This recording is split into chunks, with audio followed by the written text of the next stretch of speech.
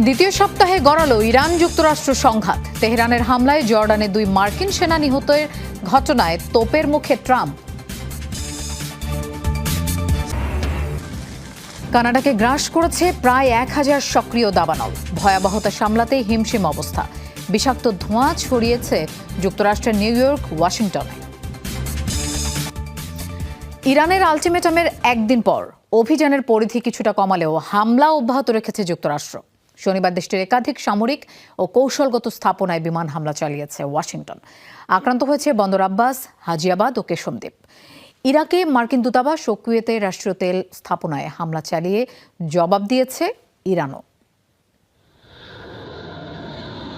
টানা 8ম দিনের অভিযানেও যুক্তরাষ্ট্রের টার্গেট ছিল ইরানের দক্ষিণাঞ্চল। কৌশলগত গুরুত্বপূর্ণ সিরিকে শোনা যায় টানা বিস্ফোরণের শব্দ। খুজেস্তান প্রদেশের সাদেগানের কাছেও হয়েছে বিমান হামলা। আক্রান্ত হয়েছে বন্দর আব্বাস, হাজিয়াবাদ ও কেশমদ্বীপ। কিস আইল্যান্ডের আকাশে উঠতে দেখা যায় কয়েকটি মার্কিন যুদ্ধবিমান। ওয়াশিংটনের দাবি, জর্ডানে 2 মার্কিন সেনা নিহত হওয়ার প্রতিশোধ নিতেই চালানো হয়েছে শনিবারের অভিযান। হরমুজ প্রণালীতে আইআরজিসির তৎপরতা ঠেকাতে তাদের বিভিন্ন স্থাপনা ও সামরিক অবকাঠামো লক্ষ্য করে হয়েছে হামলা। পাল্টা জবাব দিতে দেরি করেনি ইরানও। ইরাকের ইরবিল মার্কিন দূতাবাস লক্ষ্য করে ছুড়েছে ড্রোন। যদিও যুক্তরাষ্ট্র বলছে আকাশ প্রতিরক্ষা ব্যবস্থা দিয়ে প্রতিহত করা হয়েছে সেগুলো। কুয়েতের রাষ্ট্রীয় তেল কোম্পানিতেও হয়েছে বড় ধরনের হামলা। আগুন ধরে যায় একটি স্থাপনায়। পাল্টাপাল্টি সংঘর্ষের জেরে হরমুজ প্রণালী ঘিরে অচল অবস্থা বিদ্যমান এখনো।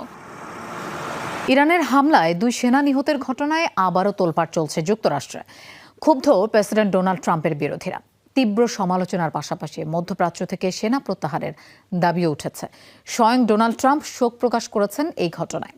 ইরানের সাথে যুদ্ধে এ নিয়ে মার্কিন সেনার প্রাণহানি বেড়ে দাঁড়িয়েছে 16 জনে। ইরানের নিখুঁত হামলায় প্রকম্পিত মার্কিন ঘাঁটি। আকাশ প্রতিরক্ষা ব্যবস্থা ভেদ করে আঘাত হানছে একের পর এক ক্ষেপণাস্ত্র।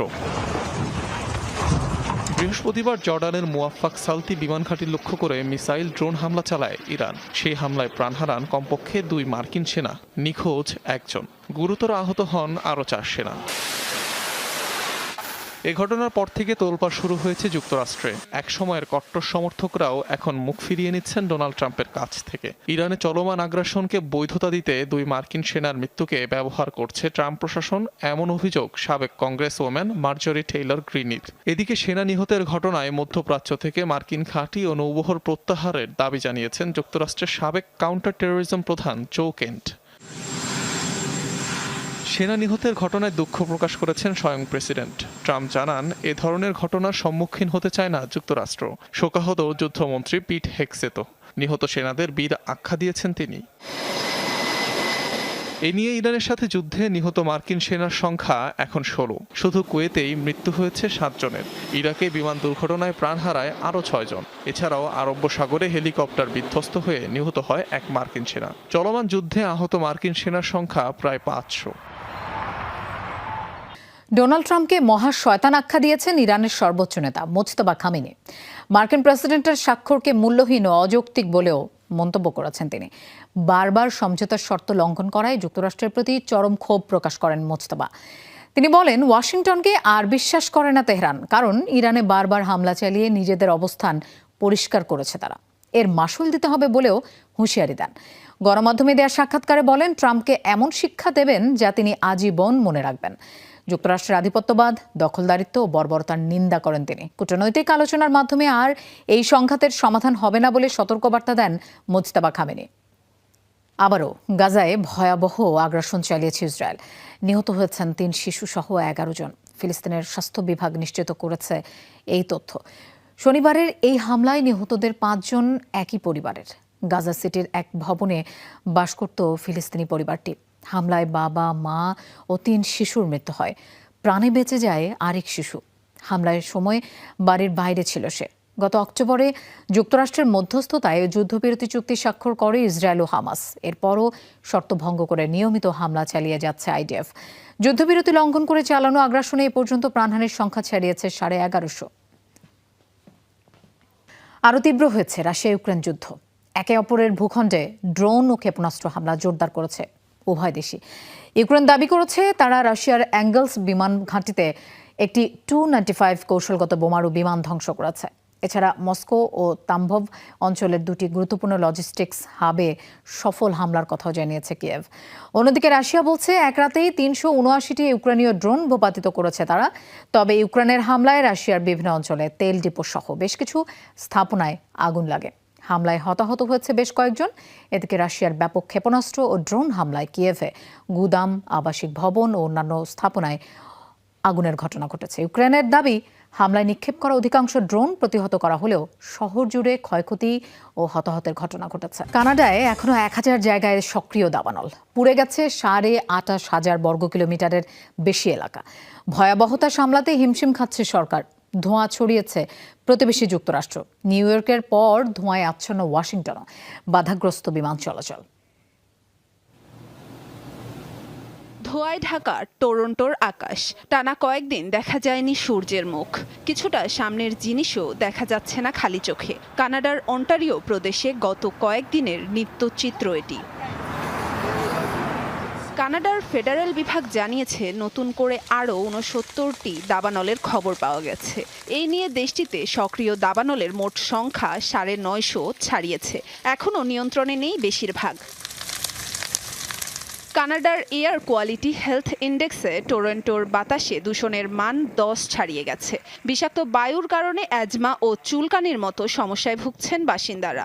মাস্ক পরিধান এবং দাবানলের কাছাকাছি এলাকা এড়িয়ে চলার নির্দেশনা দিয়েছে সরকার। ইতোমধ্যে 1600 মানুষকে নিরাপদ স্থানে সরিয়ে নেওয়া হয়েছে। আগুন নেভাতে কাজ করে যাচ্ছে ফায়ার সার্ভিস কর্মীরা।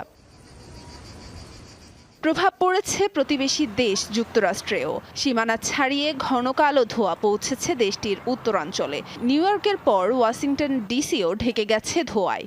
বিশ্বের শীর্ষ দূষিত শহরগুলোর তালিকায় জায়গা করে নিয়েছে ওয়াশিংটন ডিসি ও নিউ ইয়র্ক। দুর্গন্ধযুক্ত বাতাসে অসুস্থ হয়ে পড়ছে অনেকে। ধোঁয়াচ্ছন্নতার কারণে দুই শহরে বিমান চলাচলেও বাধা তৈরি হচ্ছে। বাতিল হয়েছে শতাধিক ফ্লাইট, বিলম্ব হয়েছে 896টি ফ্লাইট। লুই দে লা ফুয়েন্তে স্বপ্নভঙ্গের বেদনা সঙ্গী করে ক্যারিয়ারের শেষ বিশ্বকাপ থেকে বিদায় নিলেন লিওনেল মেসি। রেফারির শেষ বাঁশি, নিউ জার্সির সবুজ ঘাসে লুটিয়ে পড়ল আর্জেন্টিনা। অন্যদিকে স্পেন তখন বিশ্বজয়ের আনন্দে আত্মহারা। লুই দে লা ফুয়েন্তের হাত ধরে 16 বছরের অপেক্ষার অবসান। অমরত্বের ছোঁয়া পেলেন ফেরান তরেস, রদ্রি, লামিন ইয়ামালরা। ফাইনালের ছোট্ট একটা প্রি শো শেষে মেসির কিক অফ। শুরু হয়ে যায় দুদলের অমরত্বের লড়াই। আর্জেন্টিনা ছোট ছোট পাসে বল দখলের চেষ্টা করলেও দ্রুতই স্পেনের রিকভার। মাত্র 5 মিনিটেই হৃদয়ে কাঁপন ধরিয়ে দেয়া লামিন ইয়ামালের প্রচেষ্টা নিদারুণ দক্ষতায় বর্তমান চ্যাম্পিয়নদের রক্ষা করেন এমি মার্তিনেজ। হাড্ডাহাড্ডি লড়াইয়ের আভাস থাকলেও শিরোপার লড়াইয়ে স্পেনের স্পষ্ট আধিপত্য। ছোট ছোট পাসে গ্যাপ তৈরি করে আবারও তারা আক্রমণে যায় 17 মিনিটে। এবার লেফট উইং ধরে লামিনের প্রচেষ্টা, কিন্তু কাঙ্ক্ষিত স্ট্রাইকারকে খুঁজে নেওয়ার আগেই তা বাধা পায় এমির গ্লাভসে। এরপর 39 মিনিটে বিশ্বস্ত হাতে স্পেনের আরো একটা আক্রমণ রুখে দেন তিনি। পুরো প্রথমার্ধ জুড়ে চলতে থাকে স্পেনিয়ারদের আধিপত্য। 43 মিনিটে চমৎকার একটি সুযোগ তৈরি করেন কুকুরেয়া, কিন্তু তা অল্পের জন্য লক্ষ্যচ্যুত হয়। বিরতির পর আর্জেন্টিনার ভুলের সুযোগ নিয়ে গোলের শট নেয় স্পেন, কিন্তু তা রুখে দেন এমি। 55 মিনিটে স্পেনের আক্রমণ ক্লিয়ার করেন ওতামেন্ডি। এরপরই দলকে রক্ষা করেন মন্টিয়েল। 67 মিনিটে গোলের খুব কাছে চলে যায় স্পেন, তবে বদলে নামা ফেরেন তোরেসের শট সরাসরি এমির গ্লাভসে চলে গেলে বঞ্চিত হয় লা রোহা। 81 মিনিটে দলকে আবারও রক্ষা করেন বাজ পাখি। এক্সট্রা টাইমে ম্যাচে চরম নাটকীয়তা। প্রথমবারের মতো স্পেনের পোস্টে শট রাখে আর্জেন্টিনা, সেটা রক্ষা করেন স্প্যানিয়ার্ড গোলি। কাউন্টার অ্যাটাকে দুর্দান্ত সুযোগ পেয়েও তা কাজে লাগাতে ব্যর্থ হন নিকো উইলিয়ামস। এরপরই লাল কার্ড দেখে মাঠ ছাড়েন এনজো ফার্নান্দেজ। তার চেয়েও নাটকীয় পরিবেশ তৈরি হয় অন্তিম মুহূর্তে স্পেন আর্জেন্টিনার বিপজ্জনক জায়গায় ফ্রি কিক পেলে। তবে এবারও ত্রাতা হয়ে লামিনের শট থেকে দলকে রক্ষা করেন এমি। 11 জন নিয়ে মাঠে নামলো এদিন একাই লড়ে গেছেন এমি মার্তিনেজ। স্পেনের সামনে তিনি যেন হয়ে উঠেছিলেন দুর্ভেদ্য দেয়াল। তার আরো একটা দৃষ্টান্ত তিনি স্থাপন করেন নিকোর হেড থেকে। এর কিছুক্ষণ পর স্পেন আর্জেন্টিনার জাল খুঁজে পেলেও তা বাতিল হয় ফাউলের জন্য। এবারে বিশ্বকাপে যে দলগুলো ডুবেছে তাদের অধিকাংশই অতিরিক্ত রক্ষণাত্মক খেলার জন্য। আর্জেন্টিনাও তাই। এজন্য আর শেষ রক্ষা হয়নি তাদের। 106 মিনিটে অবশেষে জাল খুঁজে পান ফেরান তোরেস। স্বপ্ন ফিকে হতে শুরু করে স্ক্যালোনি শিষ্যদের। নামে ফাইনাল হলেও নিউ জার্সিতে শুধু খেলেছে স্পেন। আর্জেন্টিনার জন্য ছিল শুধু দর্শকের ভূমিকায়। পুরো ম্যাচে স্পেনের 20 শটের বিপরীতে আর্জেন্টিনার ছিল মাত্র 2টি, আর লক্ষ্যে একটিও নয়। ইরাকের উত্তরাঞ্চলে ভূপাতিত একটি ইরানি আত্মঘাতী ড্রোনের অবিস্ফোরিত গোলাবারুদ নিয়ন্ত্রিতভাবে ধ্বংস করার সময় এক মার্কিন সেনা নিহত এবং আরেকজন আহত হয়েছেন বলে জানিয়েছে যুক্তরাষ্ট্রের সেন্ট্রাল কমান্ড সেন্টকম। এছাড়া জর্ডানে হামলার পর নিখোঁজ মার্কিন সেনার সন্ধানে চালানো অভিযানে অজ্ঞাত পরিচয়ের দেহাবশেষ উদ্ধার হয়েছে বলে দাবি করা হয়। টানা নবম রাতেও ইরানে হামলা চালিয়েছে যুক্তরাষ্ট্র। মার্কিন সেন্ট্রাল কমান্ড জানায় হরমুজ প্রণালীতে বাণিজ্যিক জাহাজ চলাচলে ব্যবহৃত ইরানের সামরিক সক্ষমতাকে লক্ষ্য করে নতুন দফার অভিযান শুরু হয়েছে। একই দিনে ইরানের খুজেস্তান প্রদেশের মাহশাহর ও বন্দর ইমাম খুমেনি এলাকায় একাধিক বিস্ফোরণের খবর পাওয়া গেছে। এর আগে দক্ষিণ পশ্চিমাঞ্চলের দারখুবেইনের নির্মাণাধীন পারমাণবিক বিদ্যুৎ কেন্দ্র ও কেশব দ্বীপেও হামলা হয়েছে। অন্যদিকে জর্ডান জানিয়েছে তাদের আকাশসীমায় প্রবেশ করা 3টি ইরানি ক্ষেপণাস্ত্র ভূপাতিত করা হয়েছে। কুয়েতেও একটি বিদ্যুৎ ও পানি উৎপাদন কেন্দ্রে দ্বিতীয়বারের মতো হামলা চালানো হয়।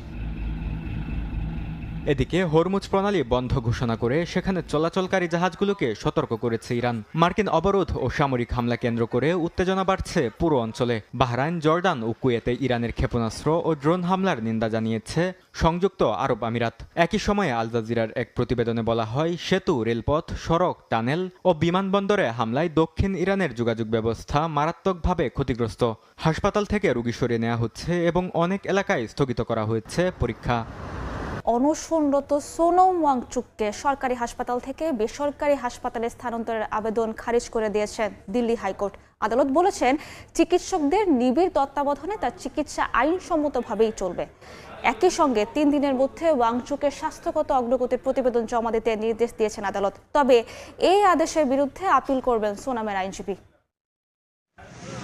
ভারতে অনশনরত সামাজিক কর্মী সোনাম ওয়াংচুক আপাতত সরকারি সফদরজং হাসপাতালে থাকছেন। তাকে বেসরকারি হাসপাতালে স্থানান্তরের জন্য স্ত্রী গীতাঞ্জলির অংমোর করা আবেদন খারিজ করে দিয়েছেন দিল্লি হাইকোর্ট। বিচারপতি মিনি পুষ্কর্ণার নেতৃত্বাধীন বেঞ্চ জানান ওয়াংচুকের শারীরিক অবস্থার অবনতি হলেও তিনি নিজে হাসপাতালে ভর্তি হতে রাজি না হওয়ায় সরকার আইনসম্মতভাবেই তাকে হাসপাতালে স্থানান্তর করেছে।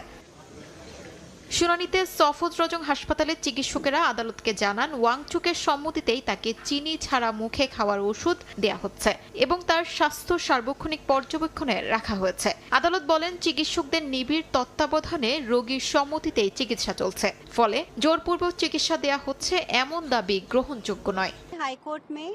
তবে এই আদেশের বিরুদ্ধে দ্বৈত বিচারপতির বেঞ্চে আপিল করবেন বলে জানিয়েছেন গীতাঞ্জলি অংমোর আইনজীবী। শুনানিতে জ্যেষ্ঠ আইনজীবী কপিল সিবাল দাবি করেন ওয়াংচুককে বেসরকারি হাসপাতালে স্থানান্তরের সুযোগ দেওয়া উচিত, কারণ কোথায় চিকিৎসা নেবেন সেই সিদ্ধান্ত রোগীর নিজেরই।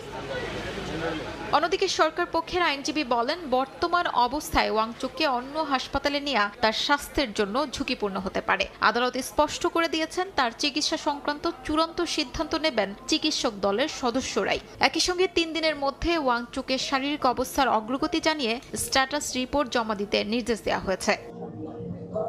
গত 28 জুন থেকে নিট প্রশ্নপত্র ফাঁসের ঘটনায় কেন্দ্রীয় শিক্ষামন্ত্রী ধর্মেন্দ্র প্রধানের পদত্যাগ এবং শিক্ষা ব্যবস্থা সংস্কারের দাবিতে অনশন করছেন সোনাম ওয়াংচুক। শনিবার তাকে পুলিশ সফদরজং হাসপাতালে ভর্তি করে। তার স্ত্রী গীতাঞ্জলি অংমো অভিযোগ করেছেন ওয়াংচুককে ইচ্ছার বিরুদ্ধে হাসপাতালে এনে কার্যত আটক রাখা হয়েছে। একই সঙ্গে কঠোর পুলিশি নিরাপত্তার কারণে তাদের চলাফেরাও সীমিত করা হয়েছে।